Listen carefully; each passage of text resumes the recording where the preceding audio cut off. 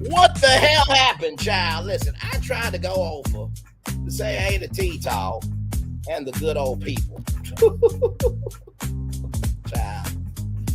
And man, oh man, like the whole thing cuts off. Like sincerely, like I was coming back. The Lord Jesus just don't make no damn sense at all. Good Lord Jesus. Anyway, welcome back to Braylon's Virtual Tour Live, y'all. We back in here, child. Listen, it just cut off. I thought I could come back in the studio and say streaming. I'm like, what the flying hell is going on here? But anyway, y'all saw what happened. Listen, we talked about the Real Housewives of Atlanta. Could the show be ended? Child, I believe it could. I really could. I gave all the explanations and everything. It's just, child. Streamer, why you do that to me now? Why? But anyway, it's all good. It's all good, y'all. Anyway. Lord Jesus. Anyway, it is what it is, y'all. It is what it is. It is what it is. But anyway, like I said, I'm going to give y'all a full bonus hour of content, okay? Because that's just how I do. That's how I roll. That's how I get down. So anyway, if you missed it, we talked about the Real Housewives of Atlanta. Apparently, Trulo is suing Bravo for $200 million. Okay, $200 million. Yes, you heard me correctly. $200 million, which is just mind-boggling to me that a man who created two not fast food, but dining establishments is suing for $200 million. It's like, sir, do you have any money of your own? Like, for real, is this what we're doing? So it's just kind of mind-boggling to me. A lawsuit is happening for $200 million. According to me, a takeout, right? This could be the end of the Housewives franchise. Now, I don't believe that's going to happen for shit. I really, really don't. I'm going to tell you why. Because if the Housewives franchise ends, then what does Bravo have? They don't have anything, right? So it just is what it is, child. It is what it is. It is what it is. So yes, indeed. So glad to have y'all here. And yes, y'all not seeing things that is double. Okay, I'm just doing a part 2 for y'all because I usually end it with the Daily Motivator, but I wasn't able to do it. Oh, wait a minute. Hang on a second. We got some breaking news here. Give me a moment. We're gonna go to Empire Live right now. Child, what the hell is going on tonight on these YouTube streets? Hang on. Here we go. Let's get to Empire. Pull up Empire here. Here it is here. Allegedly. And those receipts were supplied to her insurance company. Let's go back right here. Shout out to those of you that are watching on Twitch, those of you watching on Twitter, those of you watching on Wendy Orfezzo slams police for illegal arrest over fraud charges. So Facebook and things like that. We have breaking news. Apparently breaking news that happened on October 17th in regards to the Real Housewives of Potomac star Wendy Acefo. So it looks like they're claiming that their arrest was illegal. Apparently. We're going to unpack all of that, but while we do that, be sure to let me know where you're watching from. Let me know if you already read this article and this update. This is an Us Weekly exclusive. They've been getting a lot of the exclusives lately. Makes me wonder who exactly sent it to them. Would it shock me that Wendy and her team may have sent this to a media outlet so that we, the community, would talk about it and say that, hold on, wait 1 second. I know everyone's assuming that I'm guilty, but wait till you hear our argument. Before we get to that, for those that have been under a rock, so Wendy Acefo and Eddie Acefo, her husband, were arrested on insurance fraud charges. There we go. According to the press conference that was held, over a week ago at this particular point, almost 2 weeks ago, the police department is claiming that Wendy and Eddie and their burglary that happened last year, they're claiming that burglary was actually not real, and that Wendy and Eddie allegedly concocted this plan. Some of the items that they alleged that they that they asked the insurance company to reimburse them for, that was lost allegedly in this burglary. 15 of those items were found at the home when they searched the home. They claimed that Wendy wore the suspected diamond ring on social media after she alleged that it was stolen.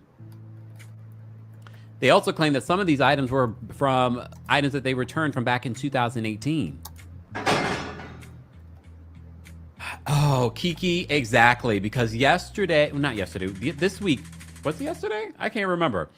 We did a special live and I read to you the blind item. Let me remind you what the blind item said. Hey, everybody. By the way, I just want to say this, y'all. I am so sorry that stream cut out. But Angela, right here, I just want to say this to you. Hello, my friend. Good to see you. I just want to recognize your comment there. And it's nice. Oh, hang on. There we go. It's nice to be missed, my friend. Thank you so much. Like I said, love you, value, appreciate you so much. And let me tell you something. Everything happens for a reason, the way it needs to. And this is what my mama has said to me many times before. People may not remember what you say, they may not remember what you do, but they'll always remember how you made them feel. And so I went, over to T-Talk just to give her some support, some love, and some encouragement. And then I thought I was able to come back, but you gotta be active on the stream, child. But to see this, it makes my heart smile. Angela Hall, good to see you, good to see you, good to see you.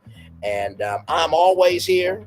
Right here on YouTube, basically Monday through Friday, kind of, except Thursdays I take off. But it's so good to see you. Glad to have you here. Like I said, the next time that I'm live, like now, just drop in the chat. Would love to talk to you. I am so sorry that happened. I thought I was going to be able to make it do what it do, child. But anyway, with that being said, let's get back to this news about apparently the arrest was illegal. So for those of you who don't know what's going on, right? Dr. Wendy and Eddie, they have burglary. Allegedly. And it turns out that they did 2 insurance claims to try to get money, but Wendy showed off the ring that she said was stolen, and she did an interview. So now we're listening to this. So here we go. And this particular page. So let me pull up the original blind item that we talked about this past week, which is kind of crazy to me that this is playing out the way that it's playing out. Do I have it on here? Hold on, y'all, because I want to read it exactly. I know exactly where I can find it, though. Let me just go there, because I want to read the blind items. And I said, I don't know if I 100% believe the blind item, especially the last part of the blind item. However, some of it I did believe. So let me get this. We originally got this from our friends over at Bravo Snark side. So I just want to pull that up. Let me see. Where's that blind item? Oh, here it is. Shout out to friends over at Bravo Snark side and Crazy Days and Nights. So this was their blind item. So in the original blind item, it says Monday, October 20th, 2025, blind item number 9. This housewife thinks that she can win at trial. She can't. Damn. She can. She also wants to stretch it out as long as possible so that she can keep filming and keep getting paid. Now, hang on a second. Ask Empire's face is stunned here. If you don't know, we did talk about this right here on Brayley's Virtual Tour Live at the end of our last RHOA review, right? About how Wendy or Cepho could be making a multi-million-dollar deal at Bravo, like up to $10 million. Okay, so just wanted to add that to the timeline. All right, back to this here. Watch her try and throw her husband under the bus, too. That last part I didn't believe. That last part I did not believe. However, I wasn't sure about this blind item. I don't normally believe any of the blind items, but this one now, especially because this blind item came out on October 20th. Apparently, the court docs that Wendy and Eddie filed was on October 17th. We're going to go through that in a second, but I wanted to remind you, thank you so much, Kiki, for bringing up the blind item, because I thought the same exact thing. I said, wait a minute, was the blind item accurate? So I'm going to read it to you one more time, so keep that in the back of your mind as we go through this breaking news that Wendy Cepho is now claiming that she was illegally arrested. Hey, Wendy, I know you're watching. I don't know. I don't know if she's watching or not. So, according to the blind item, they said this housewife thinks that she can win at trial. She can't. She also wants to stretch it out as long as possible so that she can keep filming and keep getting paid. Watch her try and throw her husband under the bus, too. I kind of believe that she would like to stretch this out so that she can drag this out on the show. Because, first of all, we've said this before. What?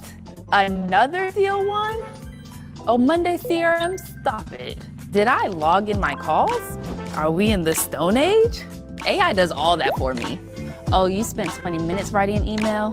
Took me like 4 seconds. Have you seen my sales dashboard? It's so soothing. I've never felt more seen than I have with this CRM. It actually gets me. Monday. There we go. Who knows? All right. Let me just remind you, though, what the press conference that was held literally when the news broke on that Friday while I was still away. The news broke and they held a press conference. And somebody said, why are they holding a press conference? Because she's a notable person. No matter if you think, oh, she's just a reality star. She's a notable person. Remember, Gabbing with Gib did an interview with Wendy late last year. In that said interview, damn, I wish I had the interview. Do I have it here? No, I don't. Do I? No, damn it. I always delete stuff and I need to stop doing that. But in the interview, she recalls this burglary. And I said to you, look at the body language. I have a video where I talked about this and I show you the video. So if you're missing any of the context and you want to go back and watch those videos. They're all recent. In the video, as she's explaining to you the burglary to Gibson, she's looking up. She keeps looking up. And I'm like, oh my gosh, the body language was there. A lot of you have already speculated. I remember when it happened. Some of you are already out there speculating. This feels like insurance fraud. Tamara Judge, which I don't know why the neighborhood would be calling Tamara Judge, but you know, her son, where was he on January 6th? Because we hear the neighborhood that she lives in it's Trump County, basically. She said in the Gabbing with Gib interview, Wendy said in the Gabbing with Gib interview, that this neighborhood, since its creation 20 years, there's never been a burglary. Some of you that are familiar with the area said the same thing. There hasn't been a burglary. Whatever neighbor that called or reached out to Tamara Judge and her podcast said that they immediately suspected insurance fraud. Did they suspect it was insurance fraud because they're black? They're the only black family. So Gabbing with Gibby is a podcast, pop culture podcast, and apparently Wendy was on it, and that's where she talked about this burglary. So according to the people in the neighborhood, there's never been a robbery in 20 years. So there's never been a robbery in 20 years, but this robbery all of a sudden happens. And then later on down the line, in the wash, there's like 2 insurance claims. So it's something, in the wash ain't coming out clean, right? So let's get back to it. This is breaking news. I have to give you both. Because, we have nothing in this fight. We don't have nothing in regards to this. We benefit in no way. Okay? So there was something there. Exactly. Mimi says that we are body language experts. We facetiously say that. However, we be on point, right, Mimi? We be, look, as a community, we're like, did you see her body language in that Gabbing with Gib interview? She kept on looking up as she was explaining. Body language, she explained it. It was giving important. very 80% rehearsed. of communication is nonverbal. So. But we're going to keep an open mind because you remember what Miss Esquire, when she called in, when we had the breaking news, she really gave me a perspective. She pretended as if I'm going to act as if I am Wendy's defense attorney. These are just allegations from the police department and prosecution. Let me play for you the press conference and then we're going to give you the update. I'm just vamping because people did not know that we were going live. Plus, I think it's important to give you the full context as well. So I read to you the blind item that we just talked about a few days ago. Okay? But let's go back to the fateful day where they held a press conference in regards to Real Housewives of Potomac star Wendy and Eddie Asefo were arrested for multiple counts. She had 16 charges. Eddie had 18 charges. Take a listen to what they said. And I'm going to play this a little fast. So if it sounds weird, I'm playing it a little sped up because we don't have all that time. Okay? We are here to announce the indictment and arrest of Wendy and Edward Osefo of the 1900 block of Turnberry Court in Finksburg, Maryland. Both Wendy and Edward are reality actors in the series The Real Housewives of Maryland. Not reality actors. Reality actors that's is still crazy word. Makes me go, ooh. Which is filmed partially from their residence in Finksburg, Maryland, an hour away. Wow, On April 7, reality 2024, actors. approximately 10:13 p.m., deputies responded to a residence in the 1900 block of Turnberry Court in Finksburg for a reported burglary. Edward Osefo called 911 to report the burglary. Edward and Wendy Osefo, both from Finksburg, live at that address, and they have 3 school-aged children. They reported that their home had been burglarized sometime between April 2nd and April 7th That's of 2024 crazy while they were on vacation in Jamaica. The house would have been vacant at the time with no one's house sitting. No one had a key to the residence, according to the Osefos. The Osefos claim that designer handbags and jewelry valued at more than $200,000 were missing from the primary residence bedroom upstairs. Responding patrol deputies handled the burglary according to policy and made contact with investigators with my major crimes unit to assist because of the dollar amount that was stolen. Crime scene investigators came to the scene the night of the report to process the scene for fingerprints, DNA, and anything of And evidence. welcome in, everybody. In case you're wondering what's going on, I left the stream. StreamYard ended it, so I'm restarting the whole stream over. But as I restart the stream, breaking news: Wendy Osefo, slams police for illegal arrest over fraud charges. So this is the press conference that the police department in Maryland, had, and apparently, according to the police department, they're not even reality stars; they're reality actors, which is crazy work. And while I'm there, I want to thank the state police. They actually responded, and the superintendent of the state police, Colonel Butler, I want to thank him for working with us on the case and providing resources. It should be noted that the residence does have interior and exterior surveillance cameras. None of the cameras picked up any motion or indicated a breach inside. Damn, I almost forgot about these details. This is hence why I'm playing this press conference to you guys again. I almost forgot about that. Remember when they came and investigated, they have an ADT system, okay? The ADT system showed no activity while they were on vacation. The Ring camera out front only showed Amazon made a delivery. They didn't think this through, allegedly. Averia says that the police department is totally living for this right now. I bet this is the most excitement that they've ever had. Yeah, because apparently this county doesn't get into this kind of stuff. Of the house.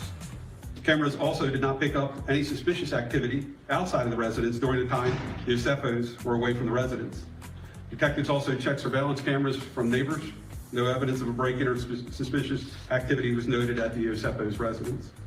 Patrol deputies and detectives found no signs of forced entry or physical evidence of a burglary, such as footprints, fingerprints, or any entry point. The Osefos alleged that the burglar came in through a second-story window into the master bedroom. There was no evidence inside the residence that someone made an attempt to get into the residence through that particular window. No evidence indicated that anyone attempted to enter the house. The bedroom upstairs where the theft occurred. Wait, that part. They said that there was no evidence that someone actually, like there was like a forced entry. There was no even remnants that someone had entered from the roof that they're talking about into their bathroom. So basically, also too, within this, somebody tried to get in through the bathroom window, right? But there was no evidence of forced entry. So I know what you're thinking. A robbery is a robbery. But turns out during the security cam footage, it looked like nothing was there. So that's basically what's going on. So we're live. And when police went in, Osefo slams police for illegal arrest over fraud charges. They actually stepped out into the roof and came back in. They tracked stuff into the house. Just wanted to remind you, I'm giving you all the details. And shout out to the 3 people that disliked, but shout out to the 200 of you that liked. Don't forget to like the video. It was ransacked. The mattress was thrown off of the bed onto the floor to give an indication that a burglary did occur. Initial responding deputies again called our investigators because of the high dollar amount that was stolen. After the initial report, following days, we made contact with 3 separate insurance companies that the Osefos used to insure their property, which is common with this loss that this type of loss that detectives actually communicate with insurance companies to share information. In the days following the initial report, the SFOs contacted detectives several times to provide additional information about the alleged burglary. Hey, everybody, we're evidence talking of about missing Wendy items. and Eddie. They also reported the loss to their insurance company. Apparently, Wendy Again, the SFOs is alleged the and police claimed for that just over 200,000 in items were stolen over from the fraud burglary. charges. Kim Pyre is breaking Weeks the after the alleged burglary, detectives discovered addition to that, Mrs. we're talking Osefo about Real had posted Housewives photos of on social Atlanta. media wearing jewelry that matched There items. is apparently a $200 million lawsuit from Kelli Ferrell's ex-husband, Chulo, that could shut down the entire Housewives franchise. So that's where we are on a Wednesday night. Glad to have all you here. Like, comment, share, subscribe. By the way, to Angela Hall, good to see you. Good to see you. Good to see you. The next time that you are in my chat, I will definitely respond. I'm so sorry. Want to jump on support somebody, then they just kicked me off, John. So I thought I could come back into the stream. I thought the stream would still be going, but turns out no. So StreamYard, can y'all fix that shit, please and thank you. All right, back to this, everybody. She had reported stolen, specifically a diamond anniversary band. Detectives were provided receipts by the SFOs for the loss of items that they had purchased dating as far back as 2018. On those receipts were email addresses. We've become suspicious that this was a false claim. On those receipts were email addresses, which detectives authored search and seizure warrants so that they could access both the SFO's email accounts to attempt to acquire more evidence. The emails provided additional evidence that indicated this was a fraudulent claim, specifically Edward's communication with Wendy, and I quote, Pay attention to this next part. Why did a husband and wife need to communicate these alleged crimes via email? Why? But before we get to that, I do want to say happy anniversary to BB23, 9 months of membership. We appreciate your membership. Annoying and uppity don't equal guilty. I love the way you said this, because you're right. I see a lot of people, I think a lot of people just have not liked Wendy at all. Yep. So they're happy about her alleged downfall. So BB says, annoying and uppity don't equal guilty. Due process. Innocent until proven guilty. That's a fact. I can appreciate this comment. Okay, back to what he's about to say in regards to Eddie's email to Wendy. Child, to communicate crimes through email is crazy work. All right. Are there additional high-value items we can add to this inventory list? I'm trying to get the total to exceed $423,000, which is our policy maximum. Over the next several months, detectives worked diligently to verify the information provided and to locate the reported stolen property. It was later confirmed that Mrs. Osefo had returned several of those same items valued at over $20,000 to the place that she originally purchased prior to the alleged burglary. Hold on, let me respond to this comment. Aziza, I really don't. I do not get joy from people going to jail. I didn't like it when Karen went to jail, even though I think she should have gone to jail. Just saying. People like that, if they don't reap consequences for their crimes, they will do it again. We saw it. That was her 4th DUI. So Kim Pyre can't wait for them to go to jail. That is far from the truth. Far from the truth. I do not take glory in someone going to jail. Just saying. Very well done to Kim Pyre. That was very well done. I think that person just showed their ass just to be up in the live stream, but that was quite ridiculous. I mean, nobody really wants anybody to go to jail, right? I mean, sincerely, all totality, do you really want somebody to go to jail? Probably not, right? But let's just let the facts play out, okay? So, but yes, indeed, let's keep going.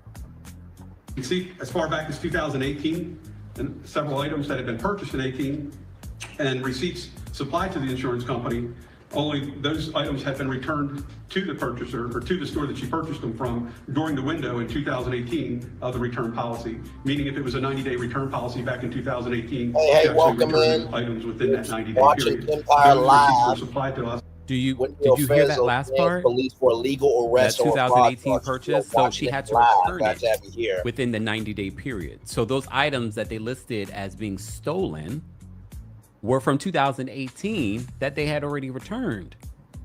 Yeah. Allegedly. Yeah. And those receipts were supplied to her insurance company and were alleged by the SFOs to be stolen in the original burglary. Based on a thorough investigation conducted by detectives in my office in coordination with Carroll County State's Attorney's Office, it became clear that the SFOs had fabricated the burglary and filed a false report and attempted to defraud their insurance company. On October 29th, 2025, the case was presented to the Carroll County Grand Jury, which returned indictments against both Edward and Wendy SFO on multiple counts of fraud and false reporting. Both individuals were located and taken into custody at their Turnberry Court address on the afternoon of October 9th, yesterday, by the Carroll County Sheriff's Office detectives. Deputies executed a search and seizure warrant at the residence during the arrest. An additional 15 items that were believed to be stolen by the SFOs during the initial report were also located during that search and seizure warrant. So that's another important detail to note. They're saying once they had the search recently and they had the search warrant, 15 of the items that they claimed that were stolen in this burglary actually were still in the home. Included jewelry and high-end handbags. The SFOs were booked into the Carroll County Detention Center and later released on $50,000 bonds, or with $50,000 bond. Real quick, I'd like to acknowledge the work that my office did, Detective Richie Harbaugh. My detectives, they're just absolutely amazing. Richie's one of the finest detectives on the planet, so high praise for him. Also, the Carroll County State's Attorney's Office, Mr. Shoemaker, Mr. Culver, and Melissa Hockensmith is who handled the case for the State's Attorney's Office and has been working with us diligently on this case. I'll now turn it over to the State's Attorney if he has some comments, and then we'll answer any questions you guys may have. Okay. So this is the state attorney that's going to be speaking. And for those that are just joining us, we have the breaking news that we haven't gone through her response to this, but she's claiming that this was an illegal arrest. This is her legal response to this arrest. There was a press conference once we were made aware of Eddie and Wendy being arrested for alleged insurance fraud. They held a press conference. And I know a lot of you are like, why would they hold a press conference? Some of you already said in the comment section. This is probably the most news that they've ever gotten in regards to their county. And these are notable. Yeah, there's some counts that really don't get a lot of traction. Are they going to make an example of these individuals? Because is this a stain on their community when they never had a burglary in like the last 20 years? All of those options are possible. Good afternoon. In response to the various media inquiries that I've gotten today in connection with this matter, I've indicated to everybody, and I want to emphasize it again, as a threshold matter, that all persons are presumed innocent until proven guilty in a court of law. So I want to get that out front. As the sheriff indicated yesterday, the defendants were indicted by the grand jury for Carroll County in connection with Wendy Osefo. It was 7 counts of insurance fraud, 8 counts of conspiracy to commit insurance fraud. Now, I'm gonna pause this thing for 1 minute. Now, you did not have to drop me like that. Now, since you here, okay, I'm gonna just go ahead and give the numbers and stuff, okay? Because I was trying to let the people know over at her channel, because, you know, her people support me, okay? So listen, yours truly has had, or does have now, 3,267 subscribers and 866,597 total views. I was trying to say that shit mid-sentence, and then I got dropped like a fly on a hot day in Georgia. It is all good. It is all good. I'm just like, wait a minute, I'm talking, and then I can't hear myself. Like, I know it's been a minute, you know, and I know you almost at 10,000, you know, subscribers and stuff, but like, you know, I just wanted to finish my little old statement and stuff. It's all good in the neighborhood. And you know what? Honestly, tell you the truth, I want to show y'all this here because T-Talk was trying to let me know that I need to come back over here to my live and appreciate my audience. It was only Fullerton, but little did I know that there was a person who I hadn't seen in a long time. I'm going to show y'all the comment. And here's the thing, right? Everything happens by God's creation. Man designs, God create. Man designs, God create. Man designs, God creates. So I just want y'all to see this real quick. I'm going to actually showcase up on the screen. And you know what? Honestly, to tell you the truth, it's been so long since I've seen this person but it also goes to show you that people may not remember what you say, although that's kind of a lie. People may not remember what you say. They may not remember what you do, but they always remember how you made them feel. So let me save this copy here. And I want to show y'all who came into the chat. And I was trying to respond to them because I thought StreamYard was supposed to be StreamYard. And you were supposed to be able to come back to your fucking stream. But turns out that wasn't the case. But let me show you this here, everybody. I remember her. She would be in the chats all the time. And honestly, to tell you the truth, like, this goes to show y'all how real I am with everything. Let me show y'all this here. So this comment right here, Angela Hunno. I remember her all the time. It was a different profile picture, but she would have this beautiful smile. And let me tell you something. I appreciate each and every single one of you, because there were times where when I was going through, rather, well, I say we because it's our channel, even though it's my channel. With everything that happened to me, happened for me. Because so many of y'all DM'd me on IG. So many of you know, we talked on the phone. Some of y'all were defending me in chats and everything in between. So Angela Hunton, just know I love you. I appreciate you as a host, a broadcaster, and a human being. I am so sorry I was not here to say hey and much love right back to you, but just know I got your comment. And the next time you're in the chat, I'm going to respond live in real time. I just want to try to be there for everybody. But it's so good to see you, Angela. So with that being said, welcome in, everybody. We are live on tour. You see in part 2 because StreamYard ended unnecessarily.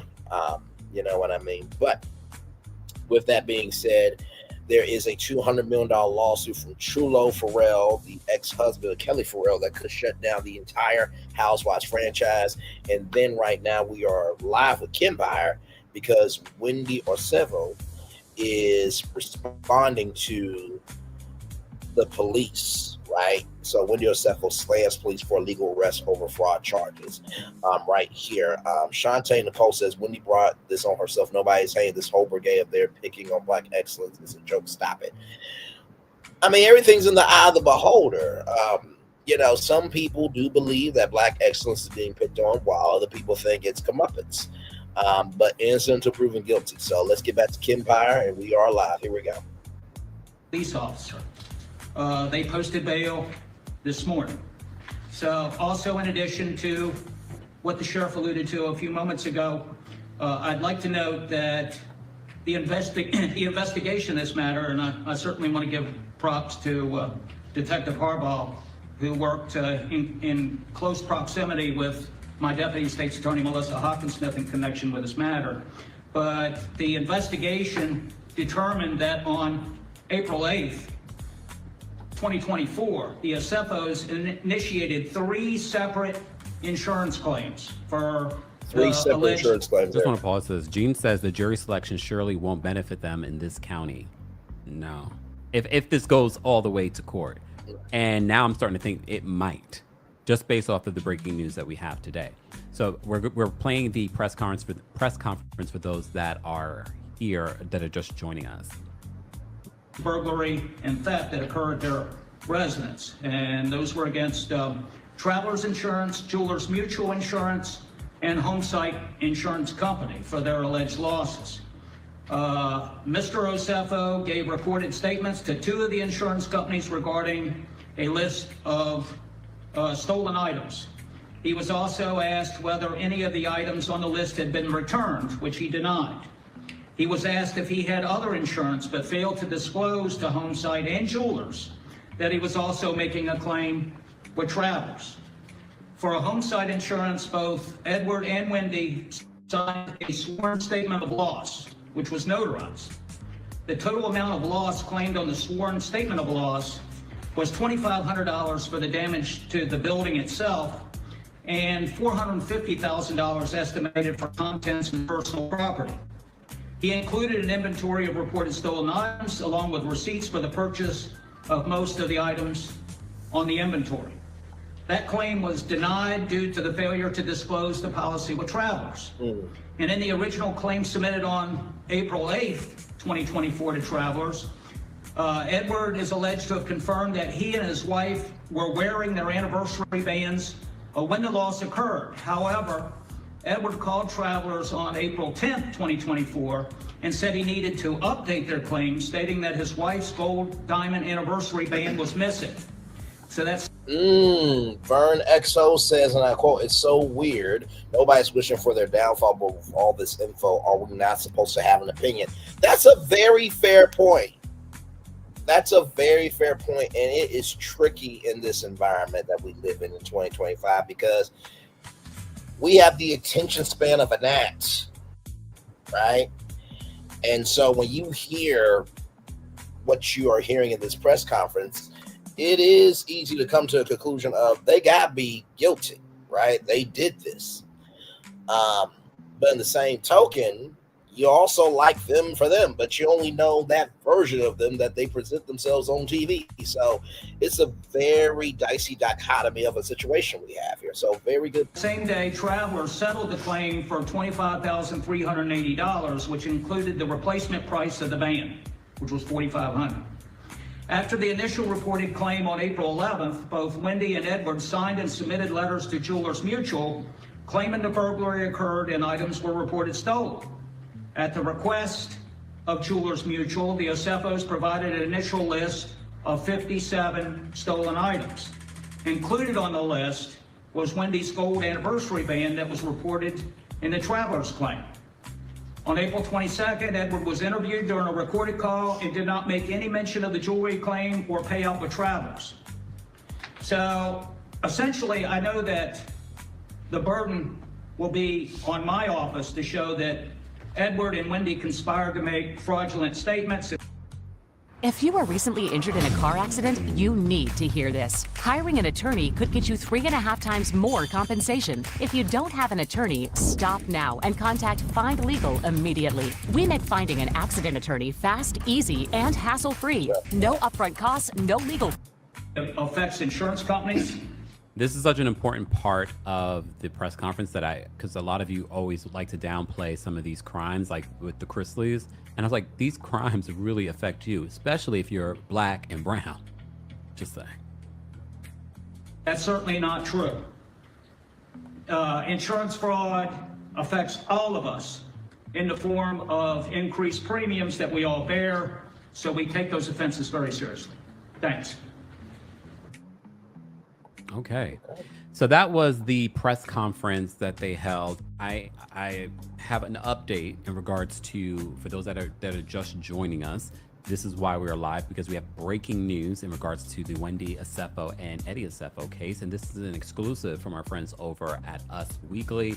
They are getting all the exclusives. But like I said to you before, I'd like to break down for you some of the blinders that they put on our eyes when it comes to how they weaponize the press. So I wouldn't be shocked that this was given exclusively to Us Weekly from maybe the Osefos, allegedly, in regards to have the press pick it up, other media outlets pick it up, other bloggers and YouTubers and podcasters talk about this.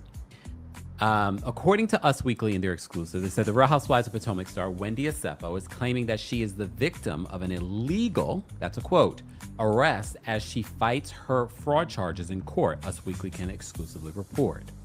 They said on October 17th, Osefo's lawyer filed court docs as a part of her criminal case in Maryland. The reality star demanded all charges be dismissed due to the alleged defects in the charging document. So is that just sort of, oh, these charges should be dismissed off a technicality? Just asking. Should these charges be dismissed off a technicality? In addition, Osefo... I mean, technicality, when you're talking about insurance fraud, that's Jen Shah energy. You know what I mean? That's no small shit. If there is a technicality, you gotta be able to prove that ironclad, that without a shadow of a doubt, rather, that this ain't true, right? So that's just my take on it. But let's get back to Kempire. who's 41, demanded all the evidence be suppressed because of an unlawful search or seizure. Remember, we heard about this with Karen. She wanted some of the evidence against her suppressed, including the body cam footage. That didn't work out well for Karen. So they said, in addition, Asefo demanded all evidence be, quote, suppressed because of an unlawful search or seizure. The Bravo star also asked for all wire and verbal communications to be suppressed because of an unlawful interception. Okay. I wonder, I mean, they have their own attorney, but I wonder, because Eddie is an attorney, is he saying like, this is what we should do? Makes me wonder. In the filing, Asefo's lawyer claimed that his client was illegally arrested. The reality star's counsel said all admissions, statements, or confessions should not be allowed as evidence because they were unlawfully obtained. Okay, so I need to know, when they were arrested, did they admit anything? What statements did they make? Did they confess? And that would be body cam footage, which is not available right now, but I do believe you can find a way to get to the camera footage, because they released Karen Huger's body cam footage. So that would really determine everything, because you can't, how do I put this? You can Photoshop, you can edit body cam footage, but body cam footage is like a live stream. So when you have a body cam on you, you're rolling, right? So there's no way to really cut that out, right? So, but very, very interesting stuff here. Hey, everybody, 3 people, shout out to y'all. We are live on tour, part 2. As I left the first live, and sorry to Angela Hull, please come back. I'm always here, my friend. Love you, Valley. Appreciate you. It's good to see you. I DM'd you, I believe, on the right accounts on social media, but thanks for being back and let's talk. Miss you, love you, appreciate you. Apparently, Wendy Asefo slams the police for illegal arrest over fraud charges, right? And in addition to that, there is a $200 million lawsuit. By the way, shout out to the 5 people that were here. Thank you so much for coming through. Appreciate y'all.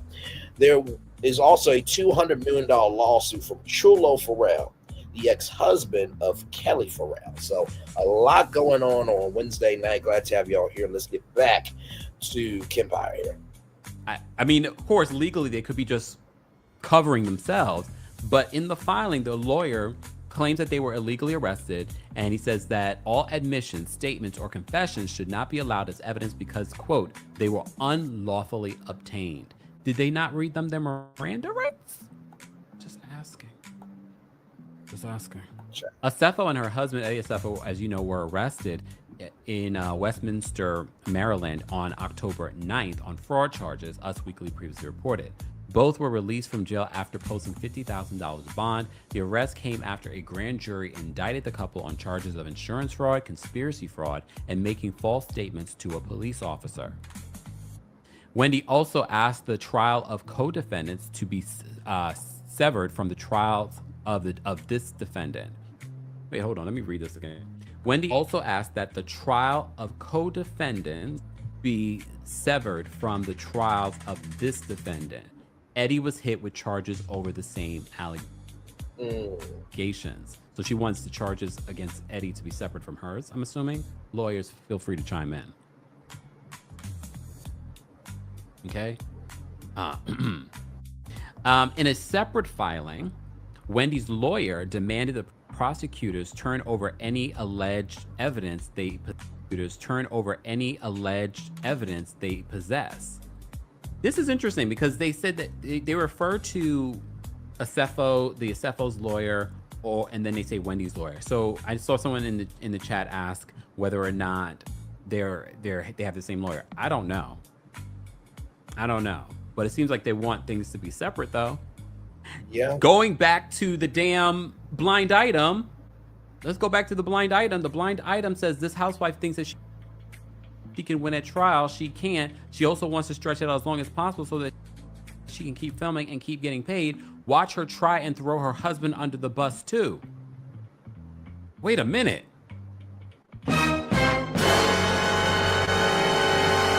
Child, listen. Now, honestly, it takes 2 to tango, right? So if she does try to throw Eddie under the bus, then, whatever Eddie knows about, Wendy, he's going to say, right? I mean, there is that rule that you can't, what was it? Because it happened on Empire where, where Boo Boo Kitty and Lucius got married, so that way they couldn't testify against each other. I think that's a thing in real life as well. But to this degree, come on now. So let's keep going. Wait a minute. Let's reread. And attorneys, do we have any attorneys in the building? Hold on. Let's go back to this statement. Wendy. Here's a very important point here. Say that 3 times. Todd and Julie Chrisley had separate counsel for some aspects of their legal proceedings, but also shared a legal team. And that's a very good point from Cinti Butterfly, because the charges that Wendy have may be different than the charges that Eddie has, right? But they have a joint team to make sure that the family image is together, right? So Wendy also asked that the, quote, trial of co-defendants be severed from the trials of this defendant. Hold on, wait a minute. Whoops, excuse me. Eddie was hit with charges over the same allegations. Again, legally, maybe it makes better perspective. I don't know. In a separate filing, Wendy's lawyers demanded that the prosecutors turn over all alleged evidence they possess. She demanded a list of all witnesses the prosecutors plan to call and any polygraph results of witnesses questioned by law enforcement. I thought polygraph stuff weren't admissible in court. Are they in Maryland? Maybe. Wendy also wanted to know if the prosecutors had any confidential informants who worked on the investigation and asked for copies of all official police reports. I'm still stuck on the other part of this. Is the blind item true? Mariana says, I believe the blind item. Now I do. I'm going to read the blind item again. Okay, before I read the blind item again, let me drop the call-in link for our members. And if our lawyer members are backstage, I will bring you up first because I need to know your perspective on this. Yes, this is kind of crazy. Is she? Here. Is her? Look, her and Eddie. Like, I'm confused. Sure. I am utterly confused. Does it make sense legally for them to have separate attorneys? Maybe it does. Maybe it does. But this sounds like the blind item might be true. Hold on. Let me, no, not public. Let me do this. Why is YouTube acting up right now? Please hold, y'all, while I do this. I'm trying to drop the call link for our members. So members, I would like to drop the call link for you guys, but it's not letting me. Come on. I don't want to share an image. Wait. I don't know why it's doing this, y'all. Hold on. I might have to just drop the call link in the live chat. Hold on. Let me get back to this. Mariana says, Wendy, call Maryland legal aid. Maybe a first-year law student can help. Excuse me. Chef Don Don says, this is interesting. I need to go back and reread this part. Wendy also asked the trial of co-defendants be severed from the trial of this defendant. Eddie was hit with charges over the same allegation. So when the blind item came out 3 days after they filed these, that says to me somebody saw this. Somebody saw these court documents or heard about these court documents before. And that's why they added that last part in regards to Wendy possibly watch her try and throw her husband under the bus too. It's getting very dicey, y'all. Very, very dicey. Hold on, let me see if I can send. I want to drop this first on the community tab. So Kimber's trying to get the call in. Our members, if you want to call in, it's going to bring up lawyer people first. I just want to drop this there first. Hold on, because let me just drop. Child, we might be getting ready for another trial. Live chat. I will drop the call link for the general audience as well. Once we get to a certain amount of likes, though, we have over 2,300 of you here, not even 500 likes. Where they do that at? Lexi says, what's the blind item? I read it like 500 times, Lexi, but I'll read it one more time. So this blind item, which we talked about a few days ago, came out on Monday. He called out And it Lexi. said, He said, this Lexi, where housewife you thinks that she been? can win at trial. She can't. She also wants to stretch it out as long as possible so that she can keep filming and keep getting paid. Watch her try and throw her husband under the bus. Well, I'm reading this with you guys live, and I'm like, is this what they were talking about?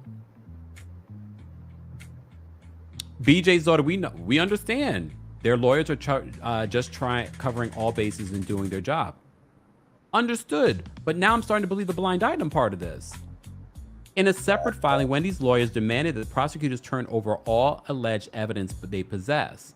She demanded a list of all witnesses the prosecutors plan to call and any polygraph results of witnesses questioned by law enforcement. Wendy also wanted to know if the prosecutors had any confidential informants who worked on the investigation and asked for the copies of all official police reports. It makes me no, but she got the email in regards to him asking for more items. So, hold on, wait a minute. Eddie does not have a lawyer listed in his case as of yet. Oh, wow. No lawyer. Eddie, not listed yet unless he's representing himself. It might make more sense that they have separate attorneys. They're facing separate charges. Again, I don't know, but that stands out to me. Us Weekly is reporting that Eddie does not have a lawyer listed in his case as of yet. In court documents, prosecutors claim that Wendy and Eddie reported a burglary at their home in April 2024. The couple claimed that their home had been ransacked during their vacation to Jamaica and various expensive items had been stolen. The police noted that Wendy and Eddie's security cameras did not catch any motion on the night in question. The prosecutors claimed that the couple had made misleading statements to insurance companies and reported certain items stolen that they still had in possession of or had returned before the alleged burglary. The police executed a warrant and reportedly found at least 15 items at Wendy and Eddie's home that they had claimed to be stolen during the burglary. The docs claimed that the reality stars were, quote, burdened by substantial debt. So that's another important detail that we reported when this first came out, is that the police department is now claiming they believe the motivation behind them doing this insurance fraud, allegedly, was because they were burdened by substantial debt.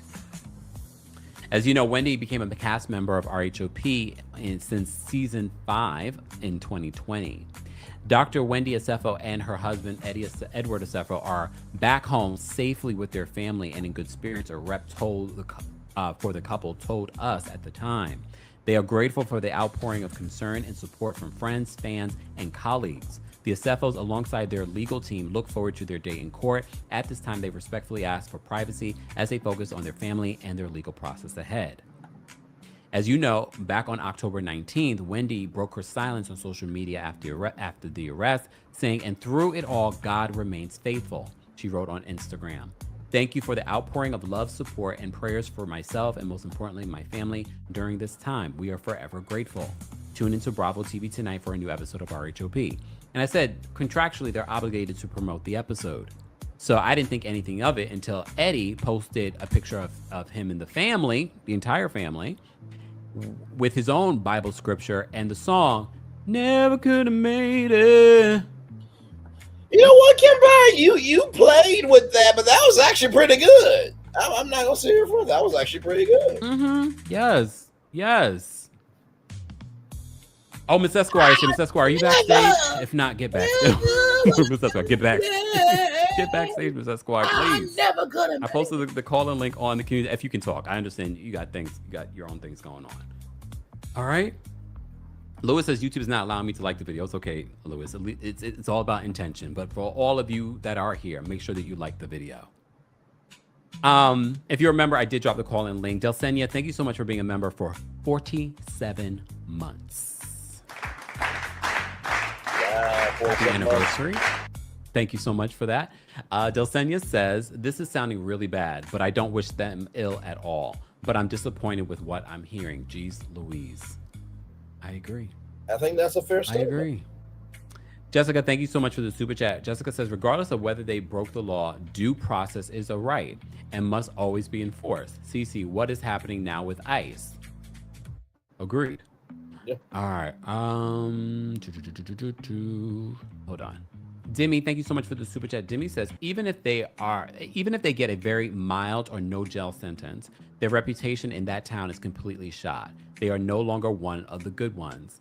That's the other thing, because remember, she was welcomed in a lot of political spaces. Yep. Welcomed on, and mind you, I'm not saying that she shouldn't be welcomed back, because we see that there are plenty of people that have been convicted, Yes, and now president of felonies. But I also don't think we should normalize stuff like that either. That part. The Informed, thank you for the super chat, says the last season she said that she doesn't do finances. She did say that. Didn't she? Gary, thank you so much for being a member for the super chat. Gary says, so Wendy is the new Phaedra, I guess. Ooh. Separating herself from her husband. That's how I took that. Paige, thank you so much for being a member, and thank you for the super sticker. We appreciate your support. Again, everyone, you can support just by liking today's video. If you're watching on YouTube, shout out to those of you watching on Twitch. Head on over to twitch.tv/thekempire if you're not following us there. Demi, thank you so much for another super chat and for being a member.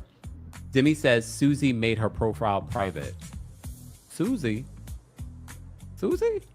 Who's Susie? Who are we referring to there? Who's Susie? Okay. I wonder who Susie is too. For those that are just joining us, we had the breaking news that Wendy Asefo apparently on October 17th filed her own court documents. I'm just going to remind you what she is asking in regards everybody, to welcome in. The allegations. Wendy She's referring to this arrest is as an slamming illegal police arrest. for illegal arrest over fraud charges. Kempire, he is live with it. It started 70 minutes ago. 2,409 people are watching right now. And apparently, in addition to that, there is a $200 million lawsuit. Let me say that again. A $200 million lawsuit from Kelli Ferrell's ex-husband. And the Housewives franchise could be ending. I don't think that's going to happen. But then again, it is 2025. So we'll see. Based off of what we're seeing here, Eddie does not have an attorney. The attorney that is representing Wendy is the one who filed these legal docs. And look, legally, it might make sense for them to have separate attorneys. They have their separate charges. I don't know. I look forward to hearing what legal experts have to say in regards to having separate attorneys. Might make the best legal sense. So let me just remind you what the article is reporting in regards to what she's asking the court to do. Okay? All right. So in the filing, Asefo's attorney, Wendy's attorney, claimed his client was illegally arrested. The Reality Stars Council said that all admissions, statements, or confessions should not be allowed as evidence because they were unlawfully obtained. Okay. Then it says, Wendy also asked that the trial of co-defendants be severed from the trials of this defendant. Eddie was hit with charges over the same allegations.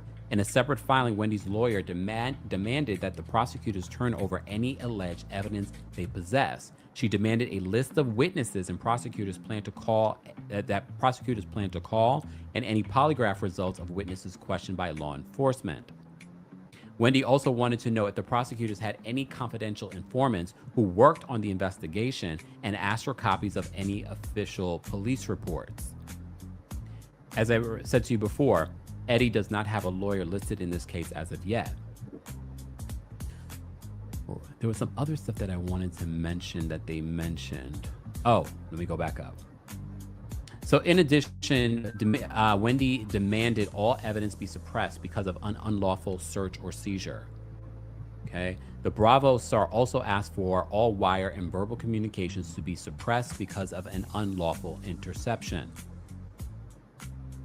So in the filing, Wendy's lawyer claimed that her client was illegally arrested. The Reality Stars Council says all admission statements or confessions should not be allowed as evidence because they were unlawfully obtained. I need more. I need to understand more in regards to how was this an illegal arrest? Right. It seems as if that is the stance that they're taking. They're not saying that they didn't. And that's the thing too, is like Empire said, did their Miranda rights not get read? Did they disrespect the entry of, how they got in the home? Like, what else is here that's not being said? So do this. It seems as if they're saying anything that was obtained, any evidence that was obtained, is illegal based off of how the arrest and the evidence was gathered. That's what I'm gathering from this exclusive article from Us Weekly. Thank you, Shawnette, for the super chat. Shawnette says, huge fan, love you, Camper, all the way from Bermuda Triangle. What's going on, Shawnette? Thank you so much for the super chat. We appreciate your support. I've never been to Bermuda. Hey, two people welcome in. Sorry. All right. Let's get to some callers. For those that are just joining us, we had the breaking news. As you know, we've been covering and talking about this story for a while now, but we have an attorney backstage. So we're bringing up Miss Esquire first. And she's not getting a time limit because I need to know her thoughts and opinions as a attorney. Miss Esquire? Hi, good evening. How are you? I'm well. How are you? Thank you for calling in. I know you got things going on. No, it's fine. Honey, I said we was gonna be on the docket. We on the docket. But can you hear me well? Because I was having issues hearing you. Oh, can you hear me now? Yes, I can hear you. I can. So I have some questions first before I give any insights. You said that they are saying what was obtained illegally I can again? go back. Let me go back. Hold on. They demanded that all evidence be suppressed. Hold on, let me go back up.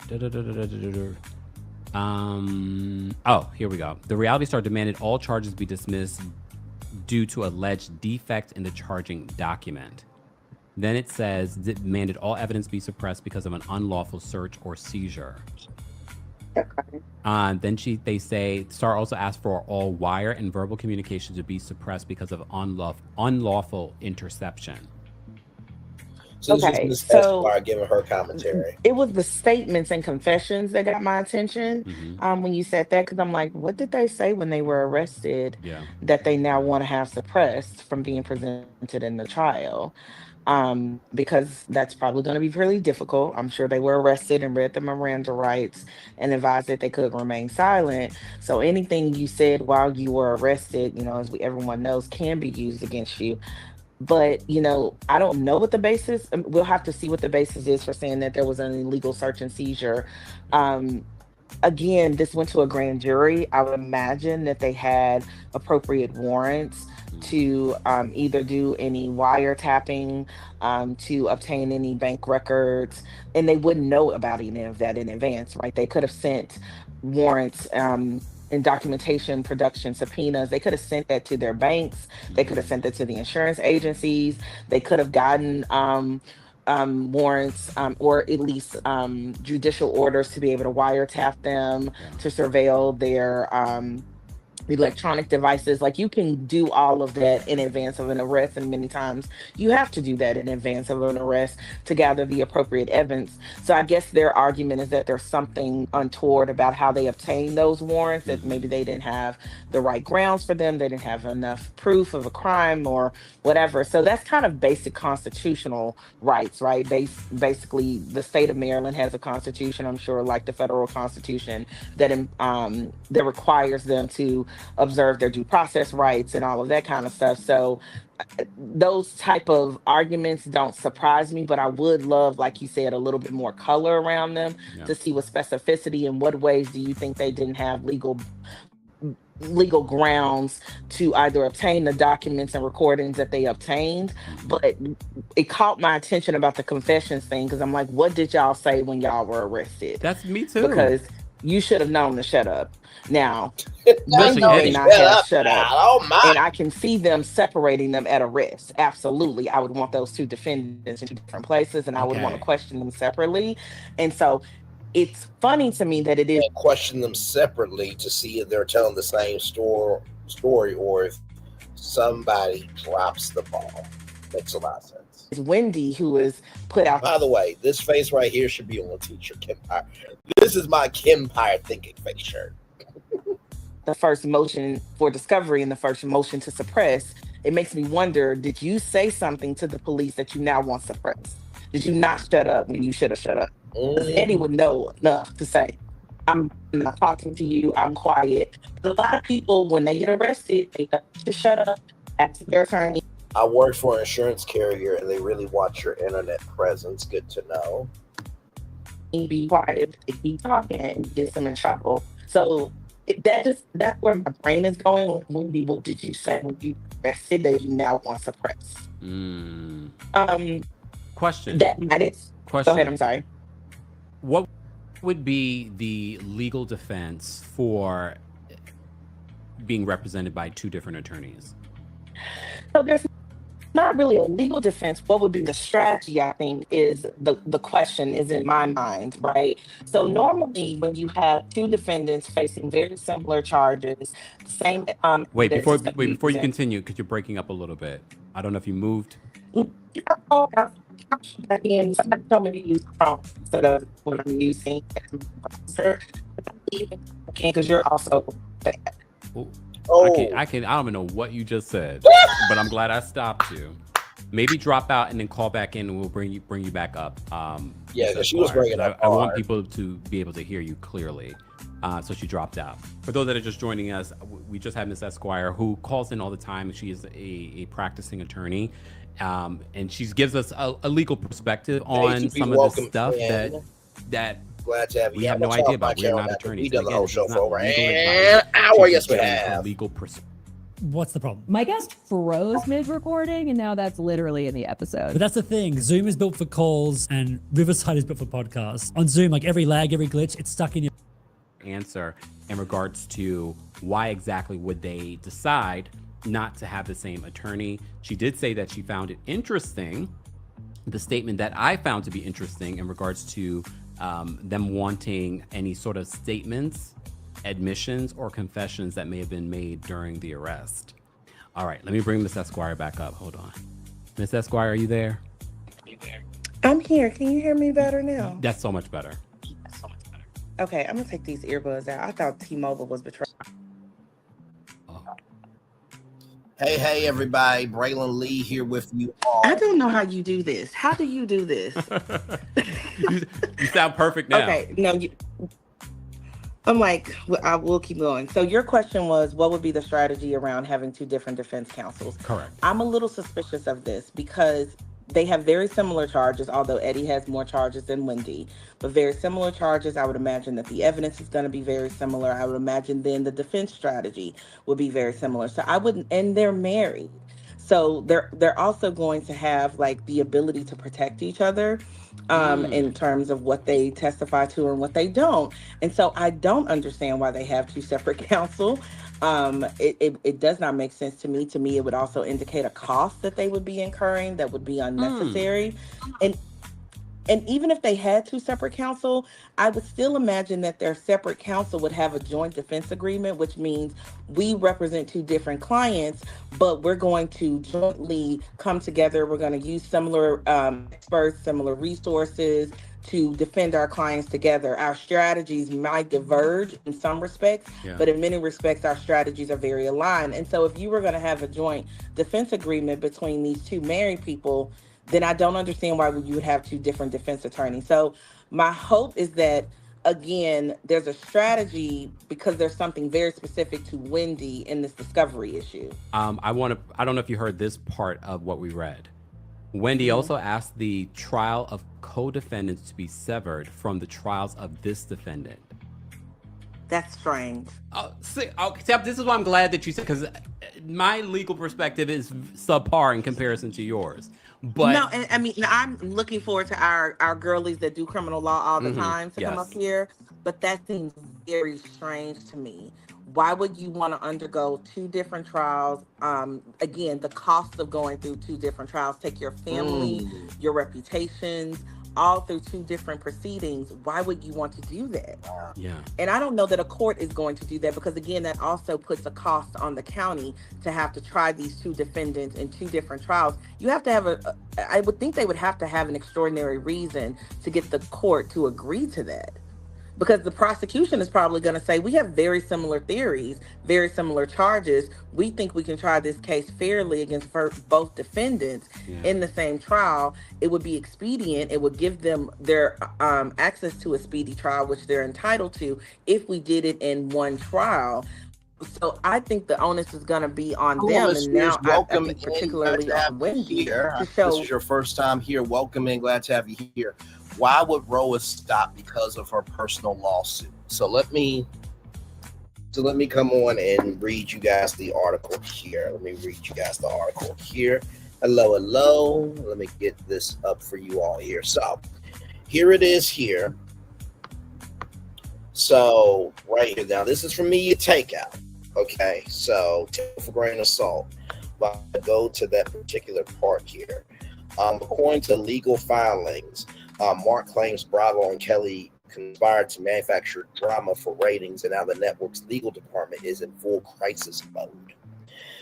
Filming halted while lawyers review footage. Production sources tell me Takeout that Bravo has suspended filming on season 16 while attorneys comb through the footage frame by frame. The goal is to make sure nothing that airs adds more legal risk or strengthens Mark's case. Everything is frozen right now, one insider explained. The lawyers are reviewing every word, every edit, every storyline. They're terrified of making the situation worse. So the $200 million battle, it stems from a $420,000 loan that Mark and Kelli took out together to fund their restaurant Nana's Chicken and Waffles. Now, Chulo also founded Uncle Butch's Chicken and Waffles as well, so he's a restaurateur. Mark alleges that Kelli misused the money, then blamed him on camera to protect herself. He says that he paid back the loan in full. Bravo aired Kelly's false version of events, paying him as a liar and an abuser. Now he's suing for defamation, emotional distress, and financial damages, totaling $200 million. So this is just the word on the street right now. And honestly, to tell you the truth, it will be very difficult for Bravo to be a part of this because they're following the reality, right? And that is reality TV now. Sometimes reality TV is scripted. You know what I mean? Okay, this is a party that one of y'all going to throw. Who's going to show up? Okay, everybody remembers what they're upset about and go, right? So there are scripted circumstances, but everything else that happens within those scripted circumstances is the unscriptedness of it all. So because of this $200 million lawsuit, because of misconduct, defamation, exploitation, this, that, and the third, they are stopping filming of season 17. That is the word on the curb. Like I said, I think that the season will go on because guess what? You have to prove it. And guess what? If Bravo and Kelli did do something, then he's going to get a big payday. But it's not going to be as big as he thinks because after you pay the lawyers, after you pay the paralegals for, finding everything, and then you got the discovery process and everything else, you're not going to really get $200 million. But if Kelli and Bravo didn't do anything, right, then he is going to have a big bill to pay. And if you're already suing for $200 million, your ass ain't got shit as it is. So hopefully that gives some context, conjecture, and connection, Ms. Fears. Welcome in. Glad to have you here for your first time. Hopefully you are having a wonderful Wednesday night here. Yes, indeed. Yes, indeed. Yes, indeed.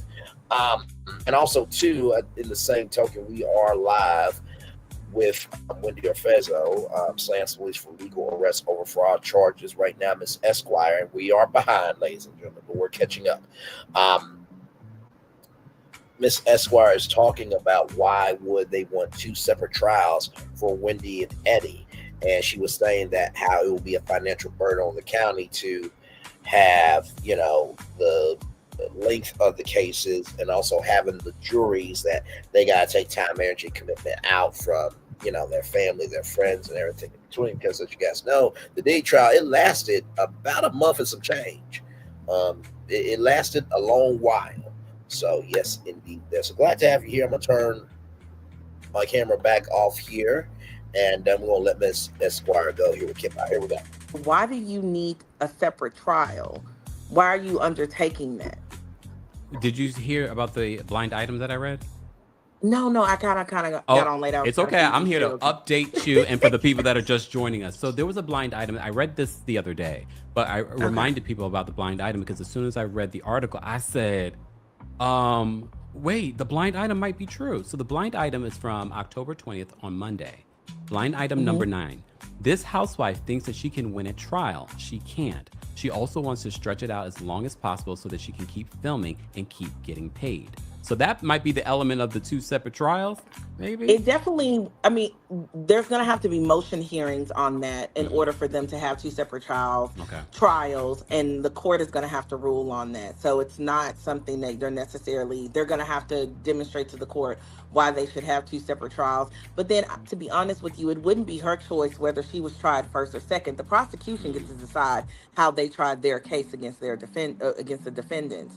But maybe that's a part of the strategy, is that if we get them, sort of caught up in discovery, if we get them caught up in these motion hearings, that they might either be inclined to make a plea agreement with them.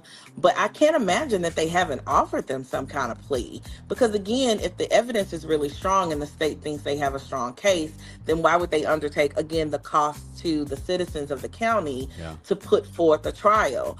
Like, they're probably going to offer them some type of deal. This is very perplexing. It almost is giving, do you want this case in the news more? Hence why she also wants to stretch this out as long as possible so that she can keep filming and keep getting paid. Watch her try and throw her husband under the bus too.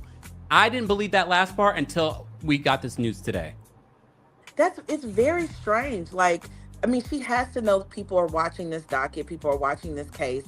Anything controversial in what she files is going to become public record, and then going to create public controversy. So again, what is the extraordinary reason you have to want to separate your case from your husband's?